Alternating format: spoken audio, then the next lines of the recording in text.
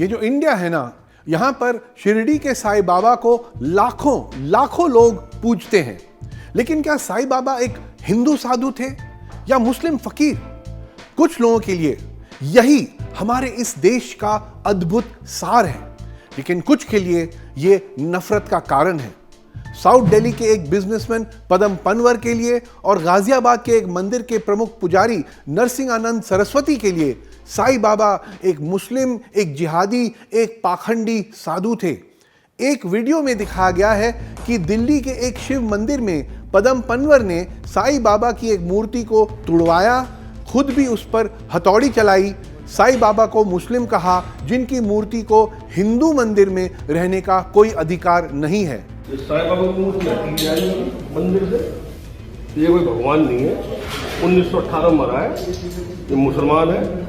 एक और वीडियो में पनवर नरसिंहानंद के साथ हैं, जो साईं बाबा की मूर्ति तोड़ने के लिए पनवर को बधाई दे रहे हैं। साथ में वो उन हिंदुओं को मूर्ख कहते हैं जो साईं बाबा की पूजा करते हैं। इन्होंने अपने गांव के मंदिर में जो एक पाखंडी साईं मुसलमान जिसका नाम चांद खान था, चांद मियां, उसकी मंदिर में लगी हुई प्रतिमा को तोड़कर फेंकवा दिया है।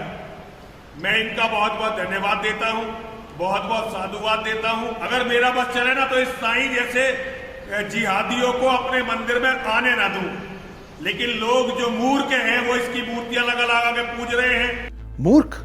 तो फिर नरसिंहानंद हमारे प्रधानमंत्री से क्या कहेंगे? अक्टूबर 2018 में हिंदुओं के पवित्र दिन दशहरा के अवसर पर प्राइम मिनिस्टर मोदी शिरडी में थे।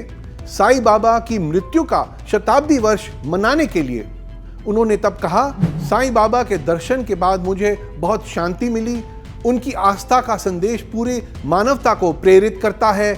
आज साईं बाबा का मंत्र सबका मालिक एक दुनिया के लिए बहुत महत्वपूर्ण है। ये जो इंडिया है ना, यहाँ पर असली मूर्खता क्या है जानते हैं? आज सत्ता में बैठे लोग नरसिंहानंद जैसे लोगों को बर्दाश्त कर रहे हैं, बढ़ावा भी दे रहे हैं। ऐसे लोग जो एक के बाद एक नफरती भाषण देते रहते हैं, और चाहे वो यूपी सरकार हो या केंद्रीय सरकार हो या पुलिस, कोई भी इन पे कार्रवाई नहीं करता। लेकिन वापस साईं बाबा पर आते हैं और समझते हैं कि नरसिंहानंद उनसे इतनी नफरत करते क्यों हैं। ये फकीर जिनको लाखों लोग, दोनों हिंदू और मुस्लिम, पूजते हैं, नरसिंहानंद जैसे कट्टरपंथियों को उनसे इतनी तकलीफ क्यों है? इसके लिए साईं बाबा के जीवन को देखना होगा। अच्छा, एक बात जान लीजिए, दो किताबें जिन्हें साईं बाबा की जिंदगी पर सबसे विश्वसनीय माना जाता है, दोनों को ही हिंदुओं ने लिखा है। श्री साई सच्चरित्र, जिसे 1922 में हेमंत पंत नाम के उनके एक भक्त ने मराठी में लिखा था, और लाइफ ऑफ साईं बाबा, जिसे चेन्नई के एक श्रद्धालु श्री नरसिम्हा स्वामी ने लिखा था।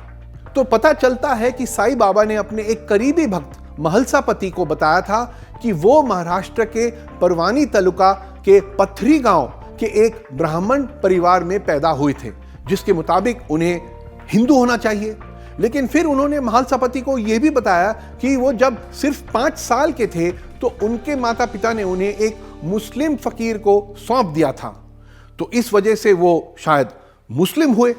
लेकिन फिर 4-5 सालों के बाद उस मुस्लिम फकीर की मौत हो गई, जिसके बाद युवा साईं की परवरिश गोपाल राव देशमुख नामक एक वरिष्ठ सरकारी अधिकारी ने की।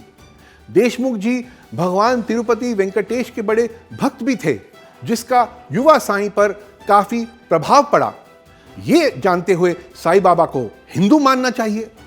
लेकिन फिर जब एक सन्यासी के रूप में साईं बाबा शिरडी आए, तो उन्होंने एक कफनी और कपड़े की टोपी पहनना शुरू किया, जो अक्सर मुस्लिम फकीर पहना करते हैं। इसके अलावा वो एक पुरानी टूटी मस्जिद में रहने लगे। इन बातों से तो वो थोड़े मुसलमान लगते हैं। लेकिन फिर साईं बाबा ने उस मस्जिद को जो नाम दिया वो है द्वारका माई, एक बिल्कुल ही हिंदू नाम। तो अब आप बताइए, हिंदू या मुसलमान? साईं बाबा को कैसे परिभाषित किया जाए? नरसिंहानंद जैसे नफरत फैलाने वालों के लिए साईं बाबा दोनों नहीं हो सकते। उनका जीवन, उनकी शिक्षा, अनेक धर्मों से उन्हें पूजने वाले इंडिया के समग्र संस्कृति का प्रतीक हैं, जो नरसिंह आनंद की सोच से बिल्कुल विपरीत है। नरसिंह आनंद के इंडिया में विविधता की कोई जगह नहीं है। उनकी सोच उन्हें एक ऐसे संत को स्वीकारने ही नहीं देती जिनके हिंदू और मुस्लिम दोनों ही भक्त हों। एक ऐसा संत जो मुस्लिम फकीर की तरह दिखता हो, लेकिन जिसके पूरे देश, पूरी दुनिया में सैकड़ों साईं बाबा मंदिर बने हुए हों।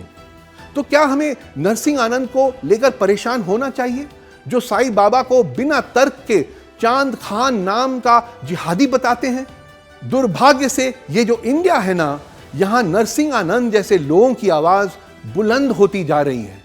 और जब मौजूदा सरकार इस तरह के नफरत फैलाने वाले लोगों को नजरअंदाज करती जा रही है, तो फिर हमें उन पर फोकस डालना पड़ेगा।